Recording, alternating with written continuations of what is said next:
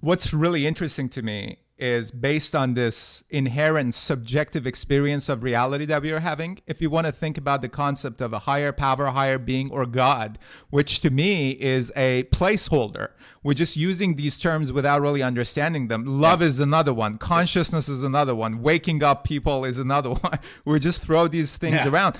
But would it be fair to say that a concept of a God or a higher being is inherently for humans unknowable, because it is everything and anything that has any kind of an experience in the universal and beyond that scale? I mean, yeah, if you want to use the word God to describe that which is beyond one's own capacity for comprehension, or that which is beyond even society's total capacity for comprehension, I'm okay with that. I have a friend who sometimes calls it God and sometimes uses the phrase infinity point, which it's interesting that he was calling it that because he didn't really know the math, but I actually talked about this a long time ago. When we have an infinite set, like the numbers 1, 2, 3, ... right? When you have an infinite set, we have this concept that it's infinite, but you can't actually know that it's infinite. Mm-hmm. And in fact, no matter how many numbers you list, we could 1, 2, 3, 4, 5, 6, we could count for a long time. And then eventually you still have to put ... That ... is the infinity point. It's the point where if you look at numbers, we hit a point where we don't even have ways to name the numbers anymore. We don't know how to say them, right? There is no language for the numbers. You could technically, if you had time, write it down, but there's no language for it. Like we have million, billion, trillion, quadrillion, pentillion, and you can go on, but eventually you run out of terms. Then you actually get to the point where you physically couldn't write the numbers down. And still, it turns out all infinity of the numbers are still on the other side of that, right? And the ... So the infinity point, calling it the infinity point, where you just have to punt and say, well, there's infinitely more. My friend sometimes identifies that with God, right? I don't know that that's a great metaphor, but it does help. It's very much more Spinoza's God than it is like Christian God or Islamic God or even a Hindu God or any of these other kinds of deities.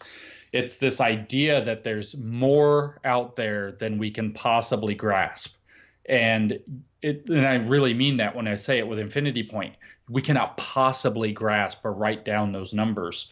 We cannot possibly name them. And I mean that with absolute, like, not even sincerity, but that is absolutely true. And that's because of our limits.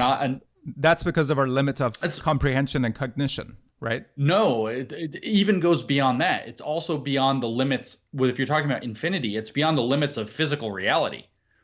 You take all of the possible quantum states possible in the observable universe, and there's only so many. And then infinite more numbers are bigger than that, right? And so there's only so many. So there's some point where you just have to put ... And all the magic is happening in those 3 dots.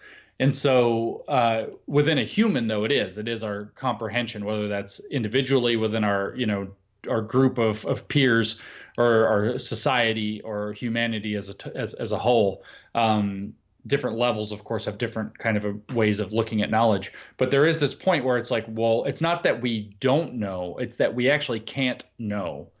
And you can call that, kind of Spinoza's God. It's when I said, he said, how do you define reality? I said, it's what's out there. It's what's out there beyond, like this, you could call God what's out there beyond what we can know is out there. And fine, but I think it's a bad metaphor because so many different religions are comfortable using that to say, see, everybody believes in God. But then the thing that they mean by God, most people in the world, by definition, most and all human definition of God. Yeah, nobody believes in not nobody, I'm sorry. Most people don't believe in any given God. Yeah. You pick your favorite God in all of human history, most people haven't believed in it. Doesn't matter which one it is. Christianity or Islam, we're talking between them, we'll say it's the same God. You got something like 3 and change billion people believing in it. That leaves 4 and change billion people who don't right now. So it's not how that works. Most people don't believe in any given God. Absolutely. Yeah.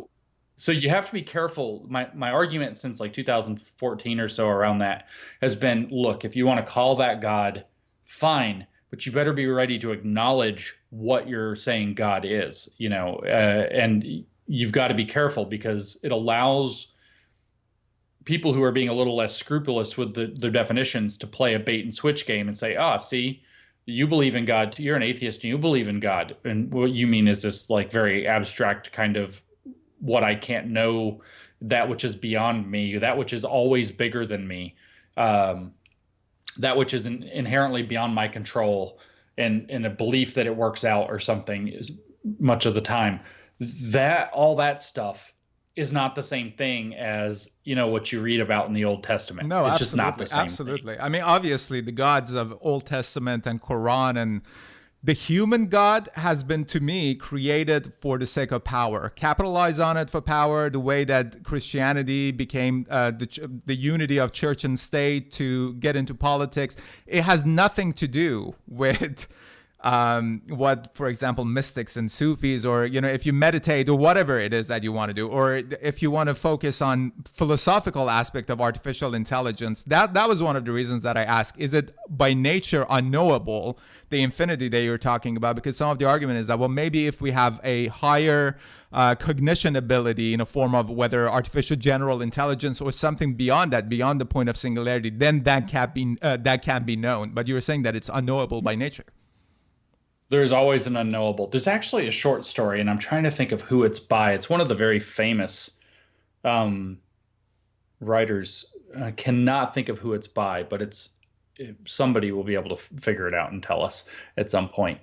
But it talks about, it's essentially that they built this AI machine and they ask it the same question over and over again, like what is the nature of reality or whatever, and it's trying to compute, and it says, insufficient data or whatever, and then the machine gets upgraded to an even more powerful machine, and it talks at each stage, like there's 5 or 6 stages, about how incredibly powerful it is now and how incredibly, like, the hard questions it can answer that are just unbelievably complicated. And then it's like, it keeps going stage after stage, and then it gets asked, what is the ultimate nature of reality or whatever, and it's like, more data needed, can't compute. And then it says that by the time that it finally, becomes like AGI becomes it has the ability to build itself and to marshal resources to its own calculational powers and everything. And so it takes it out basically to the heat death of the universe, and it has gathered all possible information to itself. And the question is posed, what's the ultimate nature of reality? And it's now got it literally is the only thing in the universe, right? It's become the entire universe. And it says, let there be light.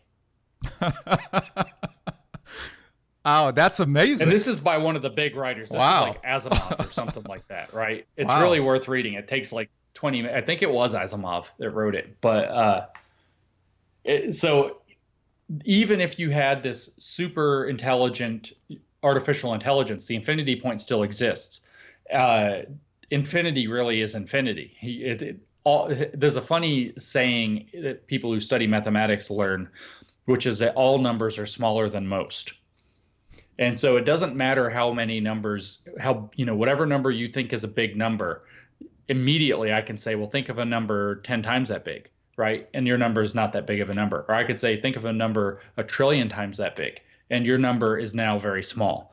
And, of course, 1 trillion was also very small. So you can start thinking about how that stacks up and multiplies on itself to the point where it becomes very quick to understand that all numbers are, in fact, very small compared to most numbers, which all live in the ... to infinity. And that's a limitation of physical reality. So no artificial intelligence could surpass that. So there's always an unknowable. There's always an unknowable.